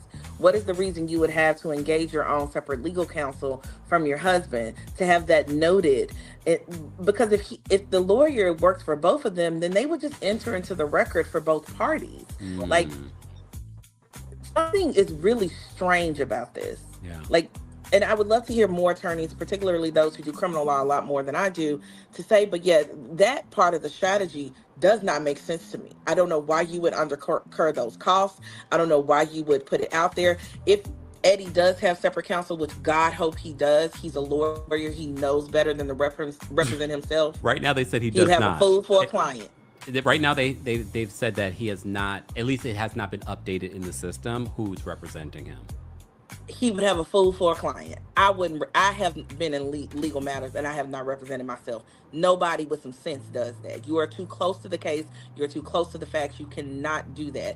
So I would think that he would have his own counsel. When counsel entered a notice of representation for Wendy, if it were the same counsel, they would enter a notice of representation for him as well. You wouldn't hold that back from the court, because again, people have to remember, lawyers are not zealous advocates for their clients. We are also officers of the court. We cannot mislead the court. So if I have an engagement letter to represent both these people and I enter a notice of representation with the court, I should let the court know I'm representing both parties. I wouldn't drag my feet letting the court know about the other representation. That would not be appropriate for a lawyer to do. This is strange, Kempire. Okay, so it's strange to you too. Okay. No, it's very strange. Voiceovers by Stephanie said, quick question. Most investigators, especially federal charges, would conduct a thorough assessment and investigation before bringing charges. I mean, I don't know this county, so I can't speak with how well their investigators, officers, and DAs, do their investigations before they bring charges. But I can't imagine, given that they are public figures, that you would not cross every T and dot every I in that office before you brought these kind of charges. You would have a lot of egg on your face if you didn't. And have a whole press conference. But the one side of this, because we covered the Diddy trial. Some might say they went, the Southern District of New York has a stellar reputation. A lot of people were shocked that they brought these charges and they basically lost on some of the most serious charges. On the RICO charges, no. And I think the Southern District of New York, in that case, I think they unfortunately underestimated how there's a lot that's wrong with that case. And a lot of it comes, we can talk about the sexism of it all, that people couldn't see Cassie as not a willing participant in some of the activities. Like, that case is very different. It's very different from the R. Kelly case, where they were able to be successful in the prosecution. I still don't agree that they overcharged in the Diddy case, but I think I'm probably, I'm probably in an unpopular opinion category with that. I think they appropriately charged that case, because I do think he ran a criminal enterprise, but I do think that they just underestimated the strength of the witnesses that they had and how they would be. And the media interpretation of the evidence, I think, really did have a bearing on that. Not necessarily on the juries, but how the case was presented. Yeah. We could talk about it another time. I don't think that case was overcharged, honestly. Yeah. Yeah. But you feel like the evidence. So again, but I feel like down in the RICO case with YSL, I did feel like that was overcharged. That was not a RICO case, unfortunately. And so you do have DAs on the federal level and on the state level who sometimes overcharge cases, right? They put a lot of charges in there. But also, please remember, the original charging documents can always be amended. Charges can be added, charges can be removed. And so what they originally charged them with might not be what they tried them for, might not be what they plead with them for. Let me ask you this question, Ms. Esquire. For those that are just joining us, we have the breaking news that Wendy apparently has separate legal representation than Eddie SFO. She's already filed saying that this was an illegal arrest. She wants a lot of things to not be entered into court. My question to you in regards to what they're facing and the evidence that's already been presented, could there be more that the prosecution just has not revealed? Absolutely. There is absolutely more. Now, prosecutors have obligations under criminal evidence codes to share evidence with the defense so that they can prepare their defense. And every person should want that. Every person should want, if you are going to try someone and potentially restrict their liberty, you want the defense to be able to get access to the evidence that's going to be used against them. So the discovery part of this is not strange to me. It really isn't. It is very normal for you to ask for all of the evidence, all the statements, how they obtained them, to get as much as you possibly can so you can understand what the case is against you and how you defend it. So that part is not strange at all. And I hope that answers your question. Yeah. Senti says Todd and Julie Chrisley had separate counsel for some aspects of their legal proceedings, but also shared a legal team. Yeah, it's very normal to share a legal team. It's very normal to have a joint defense agreement. But again, that was a federal case. That was federal tax evasion, federal wiretapping.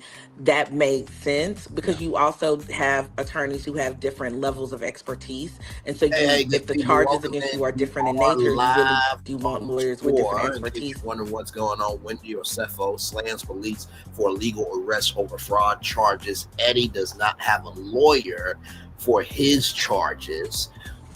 Wendy wants to separate this from Eddie, which could create two trials. Ms. Esquire is on with Kempire, giving her legal take. In addition to that, the potential demise of Real Housewives of Atlanta. Yes, I said potential demise. There is a $200 million lawsuit from Trullo Ferrell that may end the franchise. So what they're doing right now is they have shut down production, allegedly, on season 17 of The Real Housewives of Atlanta. So a lot going on here on a Wednesday night here on Brainley's Virtual Tour Live. Back to Kempire and Miss Esquire. And sometimes even with a married couple, I think about Teresa and Joe Giudice, they had completely different types of legal defenses because her part in that particular scheme was really about signing documents and kind of being an unwitting or uneducated co-conspirator, right? So the theory of the case was very different as to her. But here, again, when you look at the charges are not that different in nature. They are not that different.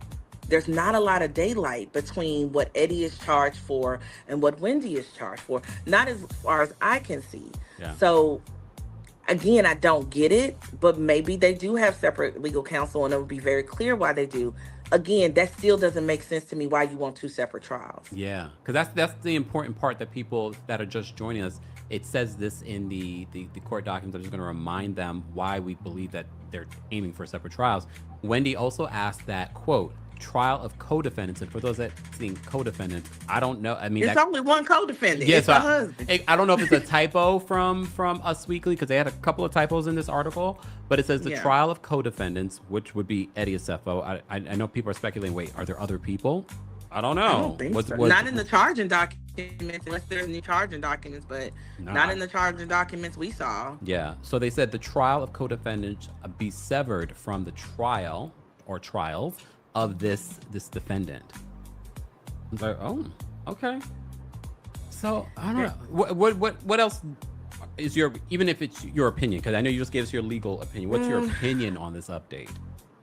Your personal I opinion. just wonder why we are hearing, I mean, discovery motions and things like that can be public record. You know, I'm sure that maybe somebody pulled it off the docket.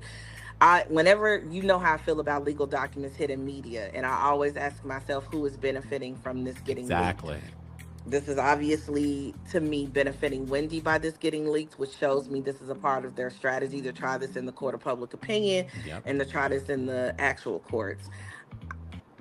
I don't understand why you would want us to know that you filed this, given that there's some really controversial or at least strange things in there that create too much daylight between you and your husband and don't show y'all as a unified family and couple in this respect. So that part of it is, to me, like, that just seems shady, and I'm wondering why you would want that out there. Yeah. Ms. Esquire, we always appreciate you taking time and calling in. You were part of the docket now, so. Okay, well, I'm gonna go back into the chat. I'll talk to you later. Thank you so much, Ms. Esquire. Coco said she was going to try and call in. I think there was some issue with StreamYard tonight. It's okay, Coco. Again, you're part of the docket. So if you make it on before the end of the evening, perfect. Because I love hearing different legal perspectives on this. If you're just joining us, we just got an update. And this update in regards to Wendy and Eddie's case is very interesting, because it seems as if Wendy is moving forward. She's already filed her own motion in this case separately. And Eddie, according to the docket, there's an update in regards to who's representing him legally. Okay, so we do have a few folks that are members of the channel that are backstage that want to call in. I'm going to bring up Elijah first. Again, wait, before I do that, the opinions of the callers do not represent the opinions of myself, the Empire, or our sponsors, and everything that they say is of their opinion. Empire covers his bases. We'll also be sure to abide by the time limit, okay? Which I'm going to give everyone a minute. All right. Oh, wait. Sorry, y'all. Coco is backstage, so I want to bring Coco Esquire up before we get to the callers. I want to get the legal perspectives in here. Hold on one second, Coco. Let me bring you up. Coco, are you there? Uh-oh, I can't hear you, Coco. You're here, but I can't hear you. There's something going on with StreamYard. I don't know what, it's been happening a lot lately. Coco, do me a favor, drop out and call back in. I'll vamp a little bit more. Drop out and call back in. I don't know what's going on. We'll take a couple of calls. I will do some timestamps this evening. That way you're able to get the different legal perspectives. We did this when they were initially arrested. So if you want to know Ms. Esquire and Coco's legal perspectives from before, go check out those lives that we did covering the Wendy and Eddie Acefo arrest. All right, there's Coco. Let's try Coco again. Coco, are you there? Yeah, can you hear me now? Perfect. Okay, that was weird. Yeah, it's StreamYard. Yeah, shout out to Miss Esquire for a great job. I agree with a lot of the things that she shared. I did have a different perspective. Makes total sense to me why they'd have two different counsels. You want to wear the government down. I mean, if they have to have two separate trials, then now that's two separate cases that the government has to manage.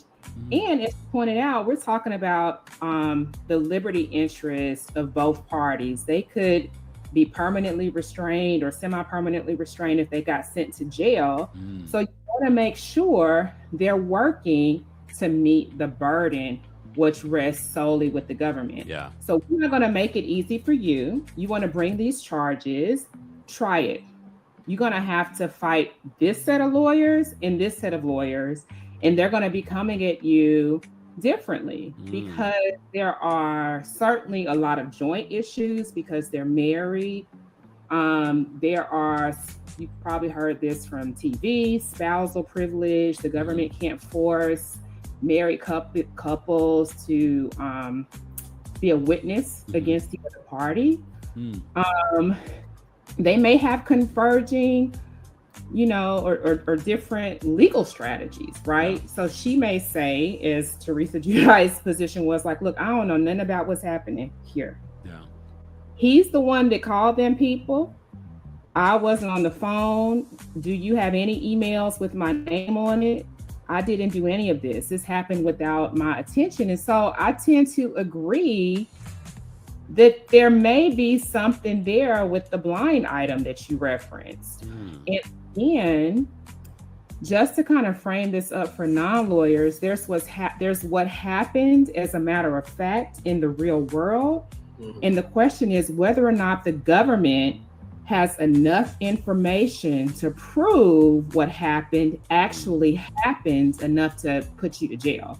And that's totally different. Yeah. So when her lawyer goes into court and asks for these things, that's a defense counsel that's doing the things that every defense counsel is doing, from the Grand Concourse in the Bronx, where I used to be a prosecutor, all the way to whatever's happening in this county in Maryland. Yeah. They're going to ask for those things.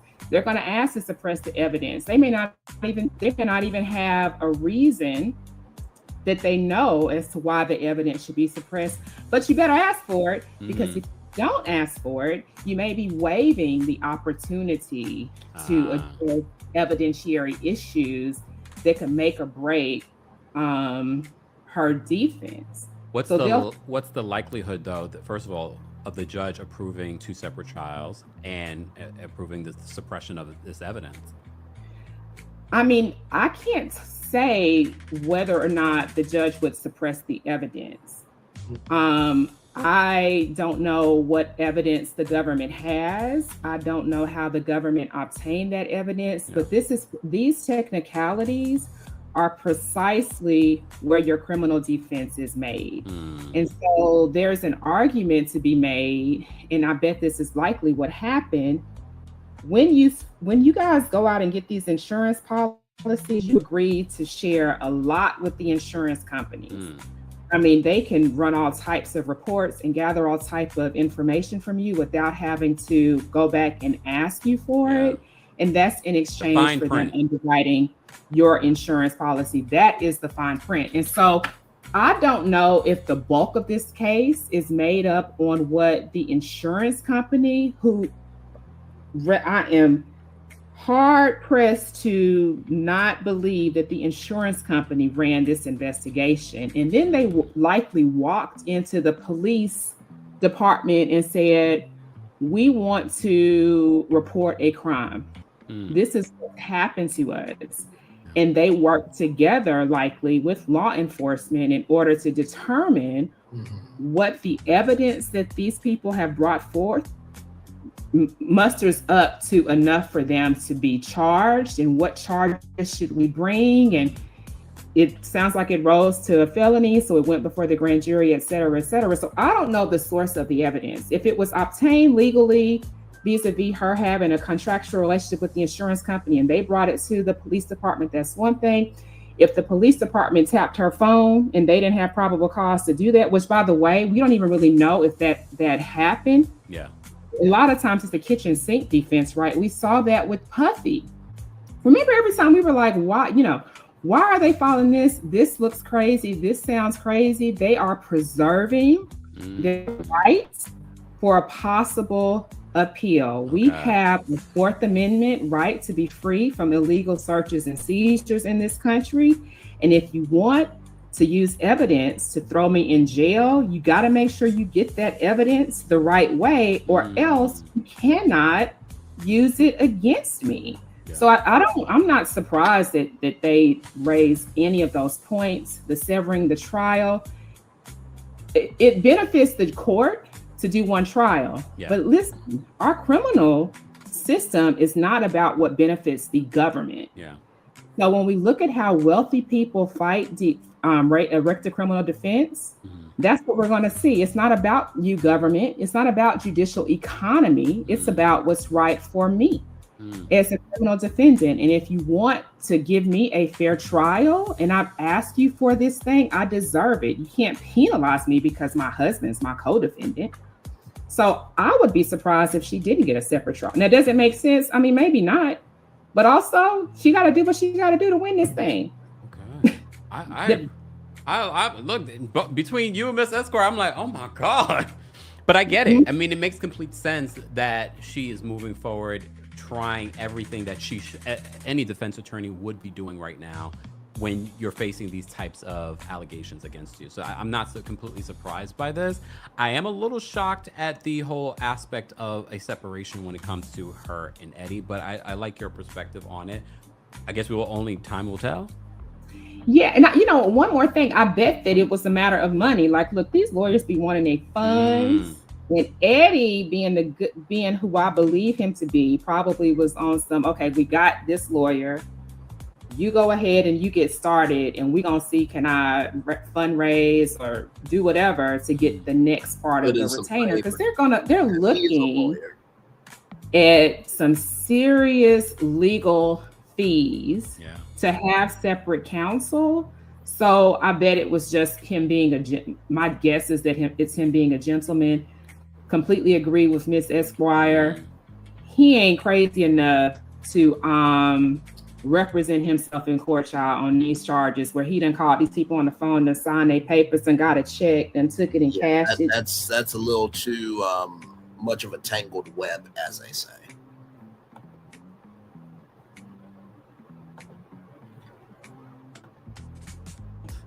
I know he's going to get a lawyer. He probably just got to get his money up, because a lot of this type of case, hundreds of thousands of dollars in legal fees. If and they're claiming that the couple was already in substantial debt, and that's maybe the motivation allegedly behind them doing this insurance fraud. They're probably trying to negotiate with lawyers for some notoriety to take their case or something like that. Some type of incentive for a lawyer to get some type of non-financial benefit. But Wendy has to fight this, because on the other side anytime it's fraud, Empire, you don't want to plead to a fraud charge, even though, and I think I said this, we talked last week, I'm sure they offered her a plea deal. But if you plead guilty to fraud, you are now a bona fide liar forever. People are gonna say, look at this paper. She had lied in 2025 and she was found guilty, or she agreed to this particular settlement. So if they didn't give her the type of deal that made her feel good about it, she is right to fight this. This is the type of charge you fight because of the lifelong reputational impact it will have to you across all of the many industries. Miss Esquire did a great job of laying those out last week, so I won't repeat them here.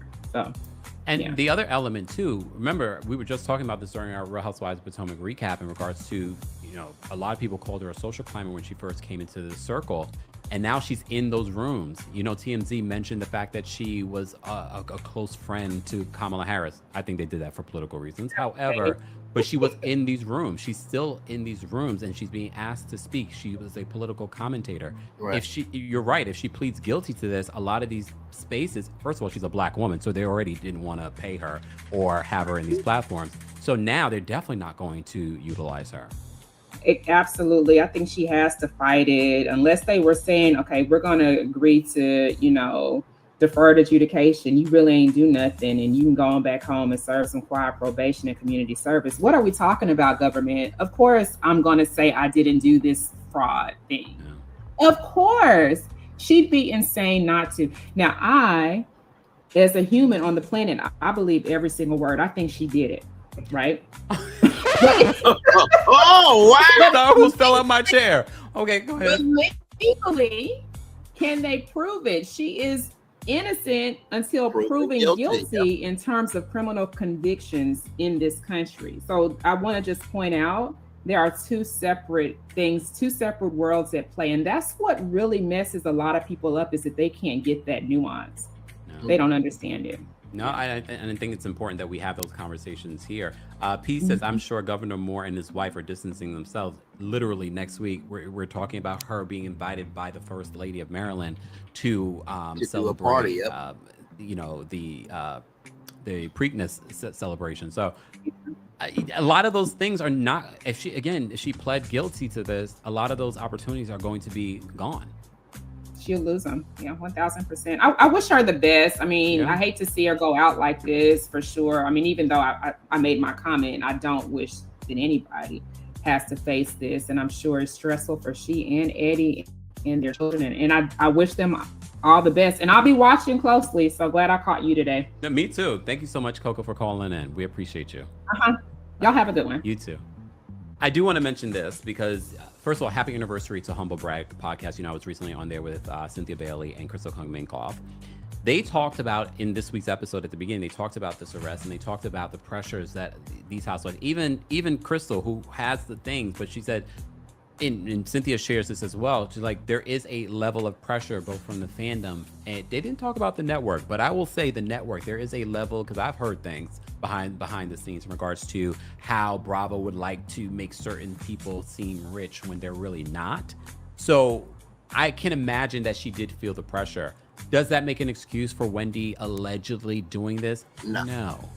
But this is why I also like for us as a community to start normalizing.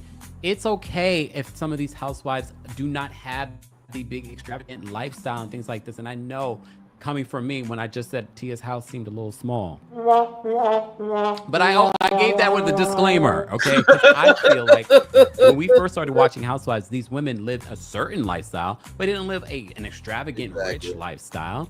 They just had great personalities. And I think we need to get back to that, especially in this economy. We need to start normalizing that. It's okay if you don't got all the things, girl. You got a great personality. And Tia, based off the preview for next week's episode, your personality is going to take you far. Because I was like, oh, okay, Tia is clocked in. I was here for it. Anyway, so I'm going to get to the callers. Again, reminder, the opinions of the callers do not represent the opinions of myself. So I'm going to pause it here. If you want more intel, go over to Kempire. For sure, what a great time we have had here. 2 lives in one day. That's what I do for you all. Yes, indeed. It's time for the motivator for Wednesday, October 22nd, 2025, Relentless Goodness. But before that, it's easier to go down a hill than up, but the view is better at the top. Arnold Bennett. It's time for the motivator for Wednesday, October 22nd, 2025, Relentless Goodness. There's always a good and fulfilling way forward, no matter where you've come from or where you are. You can chart a positive path ahead. The future unfolds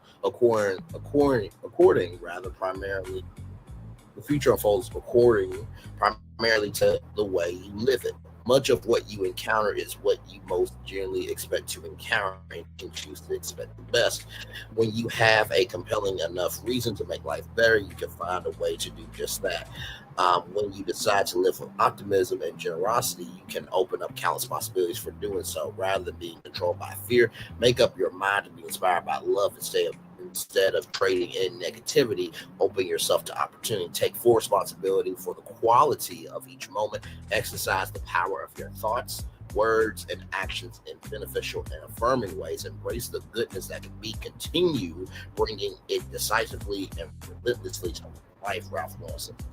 You know, I have to go back to this comment here.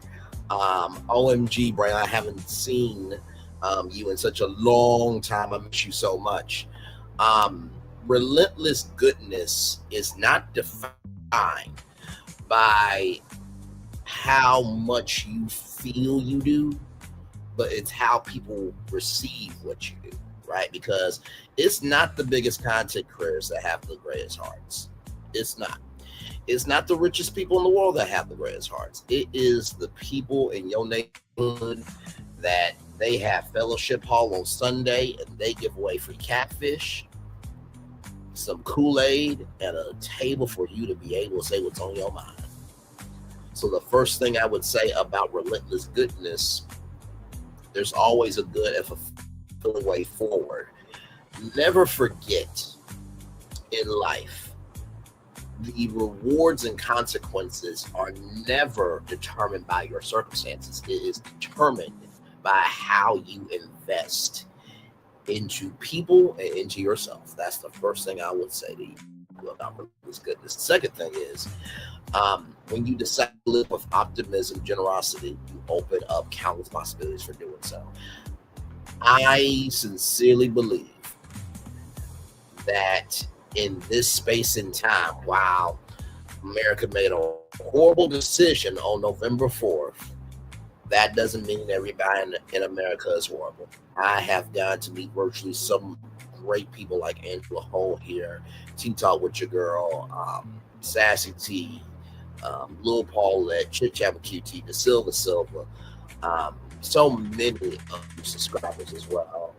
And also, too, I've had some amazing adventures in life. Like I said, I got to go to California and be on Nickelodeon. So when it comes to that perspective of when you decide to live with optimism and generosity, you open up countless possibilities for doing so.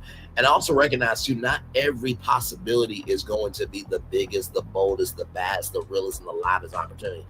Sometimes the opportunity could be, hey, there's an event happening. When we send you the details, and that event could get you in the door what you want to do. It's not going to be the biggest opportunity, but sometimes it's the smallest opportunity that can lead you to many doors, right? That's the second thing I'll tell you. And finally, the third thing I'll tell you, embrace the goodness that can be. A lot of times in life, people feel that their work is in vain. Your work is only in vain if you don't give a fuck about the work that you're doing. And honestly, I would rather be seen by who needs to see us and get comments like this, right? Rather than having everybody against me and nobody wanting me around. Ladies and gentlemen, we create content over here, not getting a judgment. We create content. We're not getting a judgment. We are creating content, not getting a judgment. And with that being said, it's time for the best outro on YouTube. Know what you do and do what you know. Never say you weren't born special, because you were always born a blessing and trust. You may not be where you want to be, but by the end of it, you'll be where you need to be. Do what you've been chosen to do. Why? It's one thing to call yourself, another thing to be chosen. One love, much love, all love. I have spent time with you. You have spent time with me. Hopefully, by spending time together, we're some great together. And always remember where you're doing radio, television, YouTube, living your best life, or child, you ended the live to go say, hey, your StreamYard ended, but yet you came back and you broke some news and still did a good original live, because it's not about how much you do, but it's the quality of energy that you give to people. Make sure the replay is not just right for you watch it, not just right for you listen to it, but if you want to experience it again. I love you. I value. I embrace you all. Always remember, when see love, you gotta give more. See love, you gotta give more. See love, you gotta give it. Wherever obstacles you've overcome, wherever success you have achieved upon this particular day, I'm extremely proud of you. But no one else is proud of you. Be proud of your damn self. Finally, y'all, get to know people for yourself, because some of y'all have been listening to curses that are broken, decrepit, dilapidated. Child, their mental health is in disarray. But most of all, they are screaming to the hilltop. And nobody's wanting to climb the hill to see what they have to say, because by the time you get to the hill, they said something that really had no meaning anyway. There are 3 women, Angela Ho, Tea Talk with Your Girl, Miss Fears. They're all over here because they know me for who I am. Some of y'all have been able to have blessings in your life because you've been listening to blessings. You've been around blessings and you have embraced blessings. Some of you have been listening to curses, embracing curses, and allowing yourself to connect to curses for way too long. And child, some of y'all are close to the grave to die, that the cradle start life becoming somebody important. If you want to be a blessing, move as a blessing. If you want to be a curse, be a curse. But don't complain about the rewards or consequences that you're getting because of your own fucking behavior. And with that being said, One love, much love, all love. I feel the love and send it right back to you, Angela Hole. Love you, love you, love you, love you, love you, love you, love you, love you. Value, value, value, value. Embrace you, embrace you, embrace you, embrace you. T-Talk with your girl, love you. Miss Fierce, love you. Everybody, love you. And when I say I love you, I love the people who actually deserve it.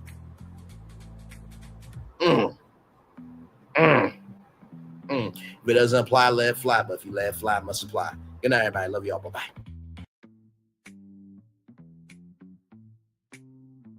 I thought I should tell you they've been talking about you. Yeah, they've been talking about you. They've been talking about the fact that they've done everything they could to stop you and everything they could to block you, but you still win. They've been talking about the fact that they have undermined your success and they have tried to sabotage your seasons, but you keep winning. They've been talking about the fact that even though they don't like each other, they get together to try to kill you, but you keep winning. They've been talking about the fact that you were voted least likely to succeed, but like cream, you keep rising to the top. They've been talking about how they tried to burn your world down, but like the phoenix, you rose from the ashes. They've been talking about you. And you know what they say? Oh, she's just lucky. He's just lucky. But no, you ain't lucky. You're anointed. You got something on you. You got favor on you. You got power on you. You were born to win. Now they can call it luck, but it's grace. They can call it luck, but it's favor. But whatever they call it, it doesn't matter, because you know what God calls you? Do you know what God calls you? A winner. I thought I should tell you they've been talking about you. Yeah, they've been talking about you. They've been talking about the fact that they've done everything they could to stop you and everything they could to block you, but you still win. They've been talking about the fact that they have undermined your success and they have tried to sabotage your seasons, but you keep winning. They've been talking about the fact that even though they don't like each other, they get together to try to kill you, but you keep winning. They've been talking about the fact that you were voted least likely to succeed, but like cream, you keep rising to the top. They've been talking about how they tried to burn your world down, but like the phoenix, you rose from the ashes. They've been talking about you. And you know what they say? Oh, she's just lucky. He's just lucky. But no, you ain't lucky. You're anointed. You got something on you. You got favor on you. You got power on you. You were born to win. Now they can call it luck, but it's grace. They can call it luck, but it's favor. But whatever they call it, it doesn't matter, because you know what God calls you? Do you know what God calls you? A winner. I thought I should tell you they've been talking about you. Yeah, they've been talking about you. They've been talking about the fact that they've done everything they could to stop you and everything they could to block you, but you still win. They've been talking about the fact that they have undermined your success and they have tried to sabotage your seasons, but you keep winning. They've been talking about the fact that even though they don't like each other, they get together to try to kill you, but you keep winning. They've been talking about the fact that you were voted least likely to succeed, but like cream, you keep rising to the top. They've been talking about how they tried to burn your world down, but like the phoenix, you rose from the ashes. They've been talking about you. And you know what they say? Oh, she's just lucky. He's just lucky. But no, you ain't lucky. You're anointed. You got something on you. You got favor on you. You got power on you. You were born to win. Now they can call it luck, but it's grace. They can call it luck, but it's favor. But whatever they call it, it doesn't matter, because you know what God calls you? Do you know what God calls you? A winner. Because here's the thing, a good streamer can find other content. Because here's the thing, a good streamer can find other content.